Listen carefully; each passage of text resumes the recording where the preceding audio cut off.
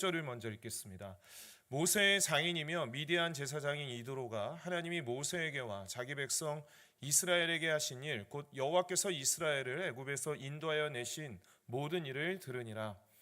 모세의 장인 이도로가 모세에 보냈던 그의 아내 십보라와 그의 두 아들을 데리고 왔으니 그 하나의 이름은 게르솜이라. 이는 모세가 이르기를 내가 이방에서 나그네가 되었다 하며, 하나의 이름은 엘리에셀이라. 이는 내 아버지의 하나님이 나를 도우사 바로의 칼에서 구원하셨다 함이더라. 모세의 장인 이드로가 모세의 아들들과 그의 아내와 더불어 광야에 들어와 모세에게 이르니 곧 모세가 하나님의 산에 진친 곳이라. 그가 모세에게 말을 전하되 내 장인 나 이드로가 내 아내와 그와 함께한 그의 두 아들과 더불어 내게 왔노라. 모세가 나가서 그의 장인을 맞아 절하고 그에게 입맞추고 그들이 서로 문안하고 함께 장막에 들어가서 모세가 여호와께서 이스라엘을 위하여 바로와 애굽 사람에게 행하신 모든 일과 길에서 그들이 당한 모든 고난과 여호와께서 그들을 구원하신 일을 다 그 장인에게 말하매, 이도로가 여호와께서 이스라엘에게 큰 은혜를 베푸사 애굽 사람의 손에서 구원하심을 기뻐하여 이도로가 이르되 여호와를 찬송하리로다. 너희를 애굽 사람의 손에서와 바로의 손에서 건져내시고 백성을 애굽 사람의 손 아래에서 건지셨도다. 이제 내가 알았도다. 여호와는 모든 신보다 크심으로 이스라엘에게 교만하게 행하는 그들을 이기셨도다 하고, 모세의 장인 이도로가 번제물과 희생 제물들을 하나님께 가져오매 아론과 이스라엘 모든 장로가 와서 모세의 장인과 함께 하나님 앞에서 떡을 먹으니라. 아멘.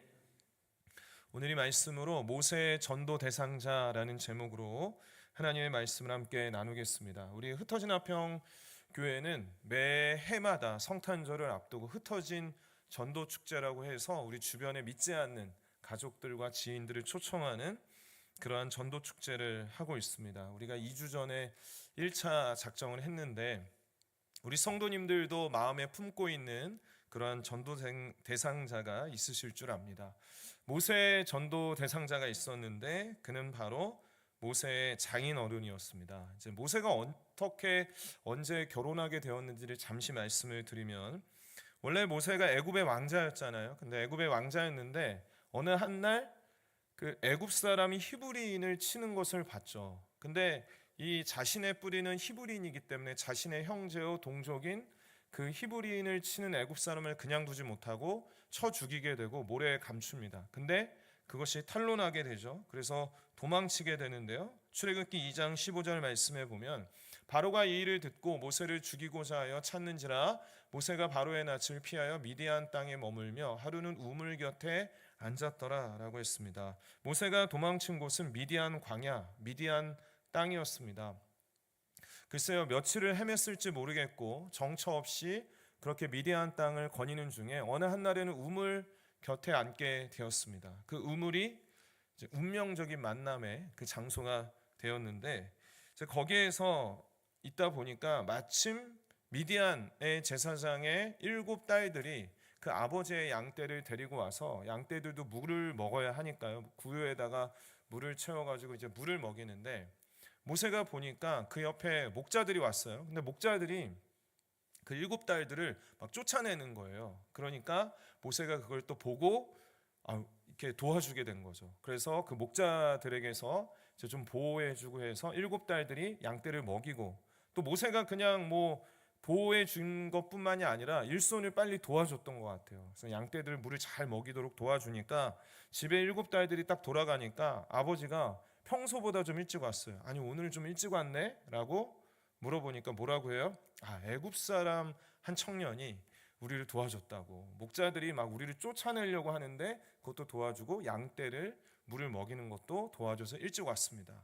그러니까 그 7 딸들의 아버지 미디안의 제사장인데 뭐라고 해요? 아이고 그러면 식사라도 좀 대접하지 그랬냐. 그 사람이 어디 있냐라고 그래서 모세를 데리고 오죠. 그래서 데리고 와서 보니까 잘 봤던 것 같아요. 이 사위 삼으면 좋겠다 싶어가지고 그 7 딸 중에 장녀인, 마침 7 딸들이 다 결혼 안 했던 것 같아요. 근데 장녀인 십보라와 이제 혼인을 시키게 됩니다. 출애굽기 2장 21절 말씀에 보면 모세가 그와 동거하기를 기뻐하며 그가 그의 딸 십보라를 모세에게 주었더니, 그러니까 모세가 거기에서 이제 같이 살게 된 것 같아요. 그래서 참 듬직하고 좋으니까 이제 첫째 딸과 함께 혼인을 하게 됩니다. 그렇게 이제 미디안 광야에서 40년 동안을 이제 장인의 그 양떼를 치면서 그렇게 모세가 시간을 보내게 되는데, 어느 날 떨긴 앞에서 하나님을 만나게 되고 또 출애굽을 하게 되는 리더로 부르심을 받고 사명을 감당하게 된 것이죠. 그래서 오늘 본문 말씀의 시점은 출애굽 이후에 약 한 2개월 정도 지난 시점인데, 이제 이 모세의 장인 이도로가 모세를 찾아오게 됩니다. 출애굽기 오늘 이제 5절과 6절 말씀에 보면 모세의 장인 이도로가 모세의 아들들 그의 아내 십보라죠, 더불어 광야에 들어와 모세에게 이르니 곧 모세가 하나님의 산에 진친 곳이라. 그가 모세에게 말을 전하되 내 장인 나 이도로가 내 아내와 그와 함께한 그의 두 아들과 더불어 내게 왔노라. 그러니까 지금 떨어져 있었던 상황이었던 거예요. 왜 언제 떨어졌냐면 하나님께서 이제 모세를 부르셨잖아요. 근데 모세를 부르셨고 이제 미디안에 있으니까 이제 애굽에 가서 바로를 만나고 하나님의 백성을 보내라는 그 사명을 감당해야 되는데, 그때 이제 떨어지게 된 거죠. 아무래도 그 애굽에 두 자녀와 아내를 데리고 가는 것이 아마 위험했다라고 생각이 들었던 것 같아요. 그래서 처가댁에 맡기고 장인어른께 맡기고 이제 모세는 이렇게 애굽으로 떠나게 된 것이죠. 그리고 나서 한 2개월이 지나서 그동안 참 많은 일이 있었죠. 많은 일이 있었고 출애굽은 했는데 이제는 광야 가운데 거하고 있는, 진을 치고 있는 그러한 상황 중에 이제 장인 이도로가 찾아오게 된 것입니다. 두 가지 목적이 있었을 것입니다. 하나는 소문이 들리는데 지금 사위가 데리러 이제는 갔잖아요. 지금 이제 그 애굽으로 들어가 가지고 출애굽의 사명을 감당을 하는데, 또 소문에 들리는 거 보니까 하나님의 놀라운 은혜로 출애굽을 하게 되었다라는 소식을 들려와요. 그러니까 그것도 좀 듣고, 또 지금 자기 이제 딸하고 손자들을 데리고 있잖아요. 이 딸하고 손자들도 데려다 줘야 되니까 겸사겸사해서 모세를 찾아오게 된 것입니다. 그러니까 얼마나 모세가 반가웠겠습니까? 오랜만에 보는 아내와 아들들을 보고, 그뿐만이 아니라 이제는 장인어른이 왔으니까 앞에 절하고 입 맞추고 인사하고요, 장막 안에 그렇게 들어가게 됩니다. 그리고 나서 무엇을 하는가 하면 8절 말씀에 보면 모세가 여호와께서 이스라엘을 위하여 바로와 애굽 사람에게 행하신 모든 일과 길에서 그들이 당한 모든 구원과 여호와께서 그들을 구원하신 일을 다 그 장인에게 말하며 대화가 시작이 되는데, 하나님께서 이스라엘을 위해서 행하신 일, 즉 그 애굽 사람들에게 하나님께서 어떻게 행하셨는지, 그리고 지금까지 되게 많은 일들이 있었어요. 2개월 동안 참 많은 일들이 있었는데 그러한 중에 하나님께서 이스라엘 백성을 어떻게 구원하셨는지, 그러한 일에 대해서 장인에게 말하고 있다라고 했습니다. 여러분, 하나님께서 우리에게 행하신 일들을 말하는 걸 두 글자로 뭐라고 그러죠? 간증이라고 하죠. 그러니까 지금 간증하고 있는 것입니다. 간증하고 하나님께서 행하신 일들을 이야기하고 있습니다. 이제 미디안 제사장 이도로, 이렇게 제사장이라고 칭함을 받지만 이도로는 하나님의 제사장이 아니에요. 이방인이잖아요. 유대인이 아니라 이방인인데 이방인의 제사장. 그때에는 각 민족마다 섬기는 신들이 있었고, 이제 미디안 사람으로서 미디안이 그 나라가 섬기는 그 신의 제사장이었습니다. 그러니까 이방인이자 하나님을 믿지 않는 그러한 장인 이도로에게 하나님께서 이러한 일을 해 주셨습니다. 그러니까 간증을 한 것이에요. 장인어른 아시지만 저 참 말주변도 없고 또 애굽에서 도망쳐 나와서 두려움도 있는데 하나님이 날 부르시고 하나님이 나를 그곳으로 보내셨습니다. 그래서 하나님의 능력대로 하나님이 능력 주셔서 그렇게 행하셨습니다. 그러면서 바로와 애굽 사람들 행하신 모든 일을 간증하죠. 그것이 무엇입니까? 열재앙이겠죠. 열재앙 기억하시나요? 피게이, 이파, 우메, 악독, 흑창 해가지고 피재앙, 개구리 재앙, 이재앙, 파리재앙, 우박, 우매, 메뚜기, 흑암, 그리고 장자, 중간에 빠뜨렸나? 악독, 악질하고 독종, 이렇게 해서 10가지 재앙인데 뭐 구구절절 얘기했겠죠. 이렇게 했는데 마지막에 장자의 재앙에서 드디어 그 완악한 바로가 하나님 앞에 무릎 꿇었습니다 하면서, 그런데 이스라엘 백성들인 우리는 하나님께서 어린 양의 피를 문 임방과 좌우 설주에 칠하게 하셔가지고 우리를 구원하셨습니다. 하나님은 그러한 분이십니다. 또 무슨 이야기를 했을 것 같아요? 홍해 이야기를 했겠죠. 그런데 그렇게 나오고 보니까 앞이 홍해가 가로막혀서 참 막막한데, 그 순간 뒤에서 그냥 병거 소리가 들리는데 진짜 죽는 줄 알았습니다. 근데 하나님께서 보라, 너희는 가만히 있어서 내가 행하는 구원을 보라라고 하셨고 홍해를 갈라주셨습니다. 그래서 우리는 마른 땅을 건넜고 이 애굽의 병거는 다 수장되고 말았습니다. 그렇게 또 끝인 줄 알았는데 또 광야가 우리를 기다리고 있었습니다. 먹고 살 걱정이 있고 어떻게 할지 모를 때 하나님께서 그 막막한 광야에서 구름 기둥과 불 기둥으로 인도해 주셨습니다. 또 먹을 것이 없을 때 낮에는, 아침에는 만나를 내려주시고 또 저녁에는 메추라기를 내려주셨습니다. 하나님 정말 이렇게 우리를 구원하시고 우리를 인도하시는 신실하신 분이십니다 라고 그 장인 이도로에게 이렇게 이야기를 했어요.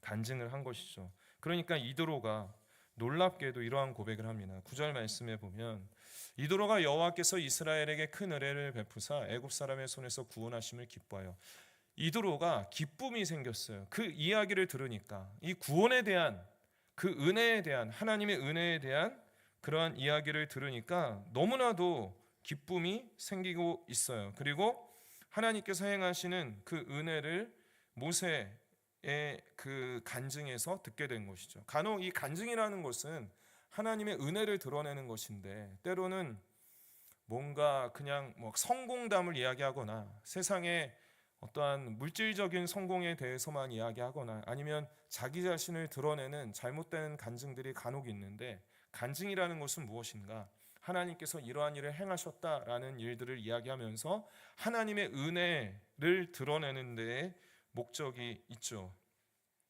사도 바울은 이렇게 고백합니다. 고린도전서 15장 10절 말씀인데요.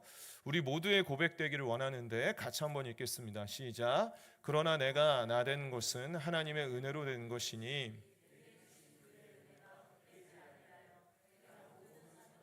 더 많이 수고하였으나 내가 한 것이 아니요 오직 나와 함께 하신 하나님의 은혜로라. 바울도 자신에 대해서 참 얼마나 많이 수고했습니까? 얼마나 많이 일했습니까? 그런데 그 모든 것이 오직 나와 함께 하시는 하나님의 은혜라고 이야기하고 있습니다. 사도행전에서도 바울이 핍박당하고 막 법정에 섰을 때 그때에도 자신이 그 고백을 하게 되는데요. 내가 정말 죄인 중에 괴수였고 내가 이런 사람이었는데, 스데반이라는 자를 죽이고 참 그런 자였는데 이런 나도 하나님이 불러주셨다라고 하나님의 은혜와 구원을 드러내는 그러한 간증을 하게 되는데, 우리의 삶도 또 하나님께서 우리의 삶에 각자에게 행하신 일들이 참 많이 있죠. 그러한 이야기들을 주변 사람들에게 나누어 줄 때 하나님의 은혜와 구원이 드러나게 되기를 간절히 바랍니다. 그것이 또 사실이죠. 우리가 이렇게 해야 돼가 아니라 정말 그것이기 때문에 우리의 삶이 하나님의 은혜가 없이는 여기까지 올 수 없었기 때문에 그렇습니다. 그리고 이러한 은혜에 대해서 들었을 때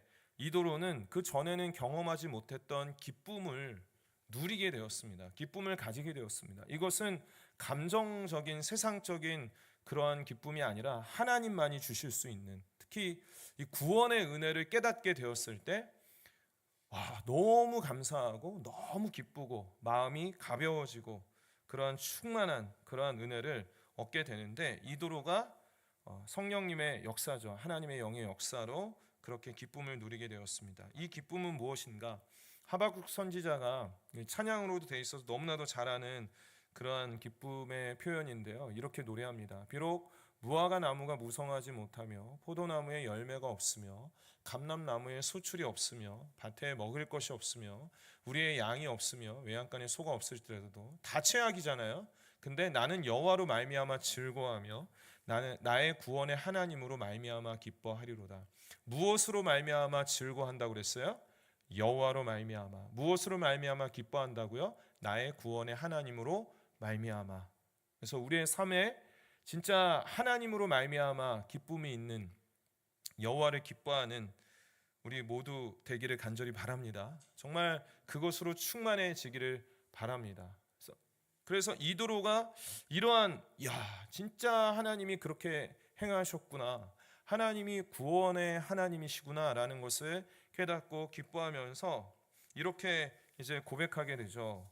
오늘 본문의 10절 말씀에 보면 이도로가 이르되 여호와를 찬송하리로다. 너희를 애굽 사람의 손에서와 바로의 손에서 건져내시고 백성을 애굽 사람의 손 아래에서 건지셨도다.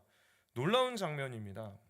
다시 한번 말씀드리지만 하나님을 모르는 이드로, 그리고 특히나 이제 이방신의 제사장 역할까지 했던 이 이드로가 하나님께서 이스라엘 백성들에게 행하신 일들을 모세를 통해서 듣고 하나님을 찬송하기 시작합니다. 하나님을 찬송하다라는 이 단어는 어원이 무릎을 꿇다라는 단어가 있습니다. 그래서 우리가 기본적으로 하나님을 찬송할 때 우리의 마음의 태도는 무릎 꿇는 마음으로, 하나님 앞에 겸손한 마음으로 찬양하는 것인데요. 그 전에는 이도로의 무릎은 이방신 앞에 무릎이 꿇려져 있었지만 이제는 하나님 앞에 무릎을 꿇고 하나님을 높여드리고 하나님을 찬양하는 이러한 모습을 보게 되고, 이것은 아주 의미가 있는 장면이에요. 성경적으로도 너무나도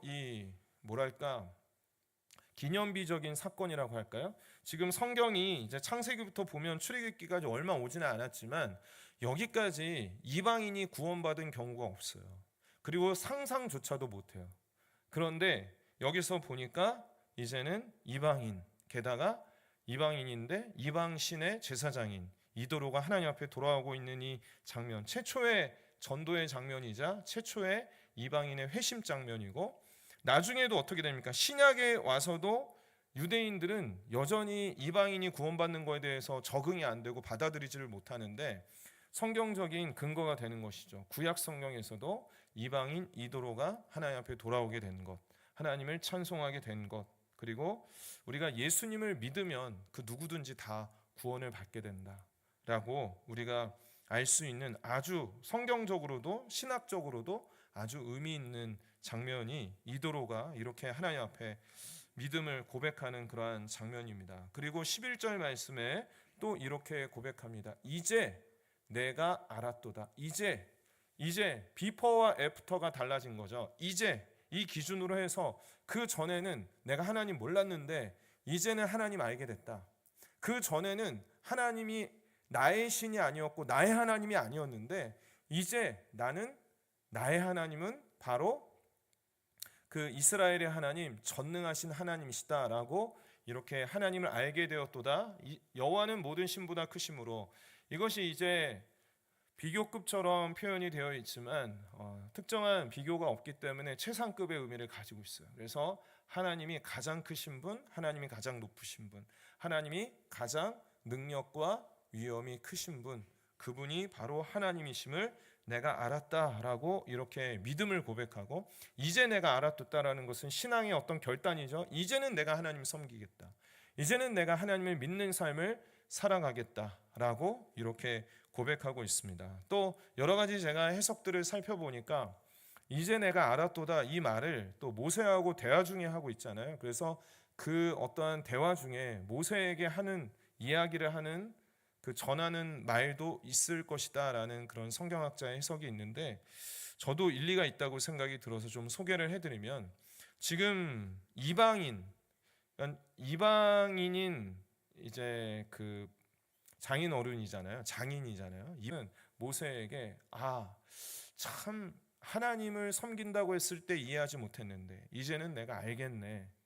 그렇게 하나님의 명령을 따라 그렇게 무모하다고 생각될 정도로 애굽으로 들어갔는데 하나님이 그렇게 역사하셨구나. 그러면서 이제는 내가 알겠도다라고 이야기하는 그러한 의미가 있다라는 것입니다. 분명한 것은 이 모세의 간증을 듣고 특히 하나님의 은혜, 이 구원의 은혜 중심의 간증을 듣고 장인 이도로가 하나님을 영접하게 되었다라는 것입니다. 그리고 번제물과 희생제물을 가져오고 이스라엘의 모든 장로가 와서 모세와 또 모세의 장인이 하나님 앞에 떡을 먹으며 교제하게 됩니다. 여러분 어떻습니까?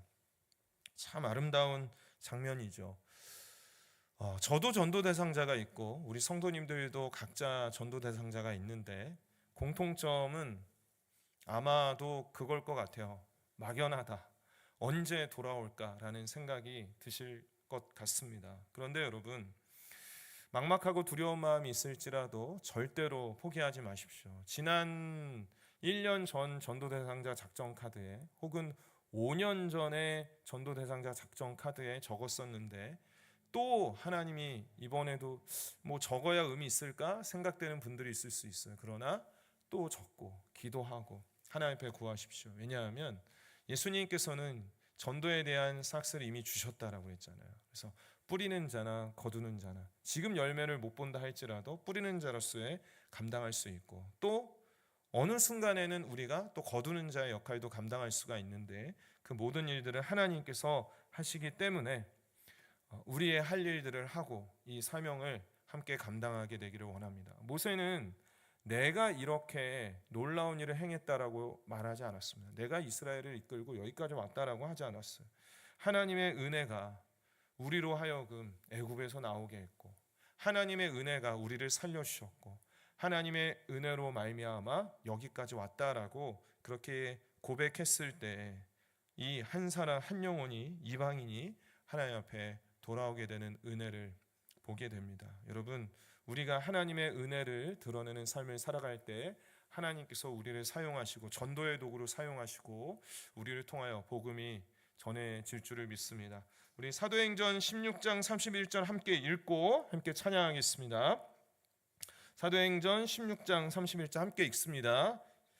이르되 주 예수를 믿으라 그리하면 너와 내 집이 구원을 받으리라 하고 아멘. 여러분 믿으십니까? 아멘. 우리 함께 찬양하겠습니다. 많은 사람들 좀 힘있게 찬양하고